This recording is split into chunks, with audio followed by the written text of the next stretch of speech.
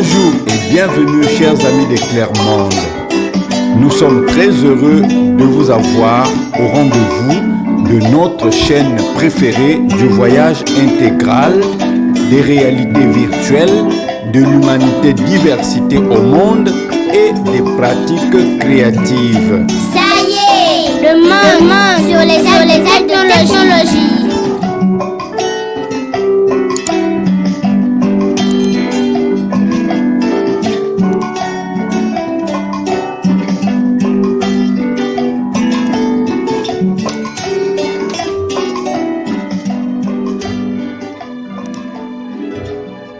Aujourd'hui, nous allons voir les enjeux du voyage face aux crises multiformes qui sévissent à travers le monde et faire un peu de futurologie du voyage.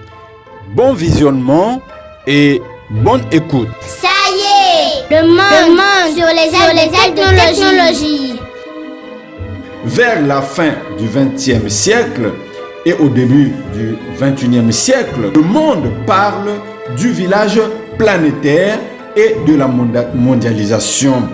Mais pourtant, on assiste à une tendance contraire aujourd'hui. La persistance de plusieurs phénomènes de crise, c'est une tendance qui est courante, et d'où l'enjeu de l'exercice du voyage. Alors, on peut donc se poser la question de savoir comment voir les perspectives, comment voir, disons, les enjeux du voyage face aux crises multiformes qui sévissent dans le monde. Le développement du voyage rapide et motorisé pose des problèmes réels. Parmi ces problèmes, il y a la consommation d'espace, il y a la consommation des ressources énergétiques. Parmi ces problèmes, il y a aussi la pollution de tous ordres, pollution sonore, pollution atmosphérique, etc., etc. D'un côté, il y a donc nécessité d'un tourisme dit responsable et de nouveaux comportements face au changement climatique, par exemple. De toute évidence, le transport est l'un des principaux responsables d'émissions de gaz à effet de serre en constante augmentation. De l'autre côté, on assiste depuis 2020, par exemple, à une crise sanitaire à l'échelle globale, exerçant des effets restrictifs et nocifs sur le voyage. Cette mondialisation de l'épidémie au Covid-19 et la lutte contre la pandémie qui en résulte affecte gravement le voyage et impose le voyage dit essentiel. Vous voyez, le voyage se heurte donc au durcissement de l'administration du voyage au travers des mesures restrictives, coercitives, voire controversées. Oui, il y a une grande controverse avec la pandémie de Covid-19. Nombreux pays dans le monde empêchent leurs citoyens de sortir à l'international.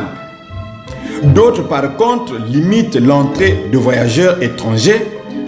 Dans les deux cas, il s'agit d'éviter des phénomènes migratoires à fort risque, d'où parfois une sorte de chaîne d'entraînement de l'effet de mode par l'imposition de documents spécifiques des services administratifs concernés, comme par exemple, avant de traverser la frontière, il faut aujourd'hui un test de PCR. Il faut aujourd'hui un pass ou un passeport sanitaire obligatoire et une obligation de preuve vaccinale aux injections homologuées. Si ce n'est pas homologué, on n'accepte pas. Vous voyez, cela pose un problème sur le voyage, un problème réel. La décision est sans embâche, c'est donc une interdiction de voyage pour tous les pays, y compris l'Union européenne donc, qui s'appliquera à partir du 27 janvier et jusqu'au 1er mars, une interdiction de tous les voyages non essentiels, c'est-à-dire pas le tourisme, pas le voyage de distraction, surtout pas les vacances dites de carnaval.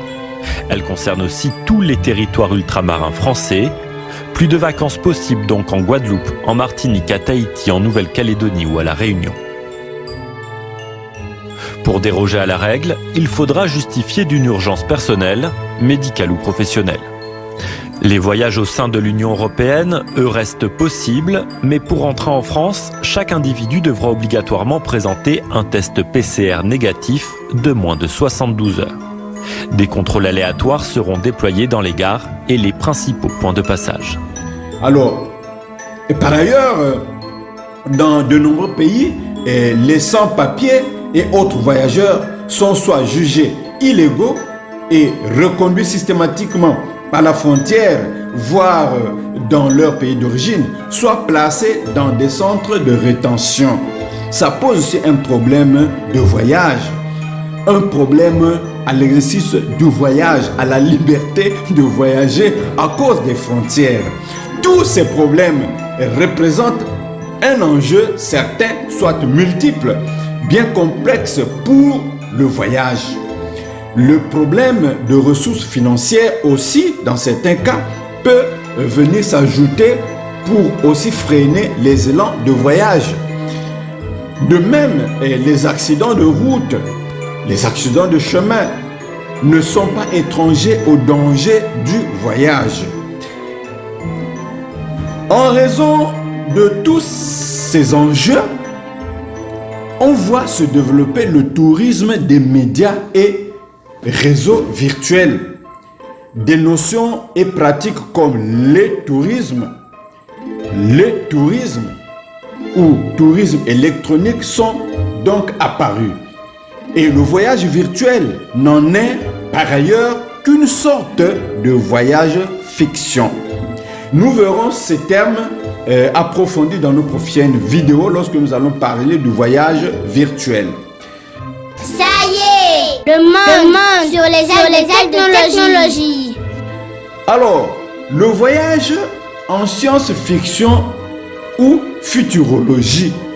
Voyez, à cause de la réflexion, à cause du voyage virtuel, l'homme se place dans le futur, se place dans l'avenir. L'intelligence humaine s'est beaucoup développée et celui des technologies en assure des grands exploits aux auteurs de science-fiction. On peut aujourd'hui voir comment ces auteurs mettent diversement en scène les voyages dans le temps, donc dans le futur et dans l'espace lointain. Alors, on manipule à cet effet la notion complexe d'espace-temps et du voyage dans l'espace et le temps. Dans la Revue internationale des sciences sociales, voici ce qu'on peut lire à ce sujet. Le futurologue se propose de projeter dans l'avenir l'état actuel du monde. N'est-ce pas là un voyage? Lorsqu'on se projette dans l'avenir alors qu'on est dans le présent, n'est-ce pas là un voyage? On fait un voyage d'une autre dimension. On se projette dans l'avenir. Alors, cette revue ajoute ceci. C'est-à-dire qu'il s'agit d'en drainer l'évolution en distinguant ce qui est d'ores et déjà inéluctable et ce sur quoi on peut agir. Donc on se projette dans l'avenir pour distinguer ce qu'on peut déjà vaincre, ce qu'on peut déjà régler comme problème. Donc on le projette dans l'avenir, on règle le problème, on réfléchit déjà sur le problème aujourd'hui et la futurologie permet donc de voir le présent dans le futur ou le futur dans le présent. Alors, on voit bien que cette projection dans le futur est un déplacement de l'intuition dans un autre espace et une autre réalité temporelle que celui d'aujourd'hui. Moi, j'appelle cela le voyage virtuel et complexe dans le temps et dans l'espace. En conclusion de cette vidéo, nous allons dire ceci. Le voyage, dans son assertion originelle, est une notion si simple qui permet aux humains de se déplacer sur des distances plus ou moins lointaines.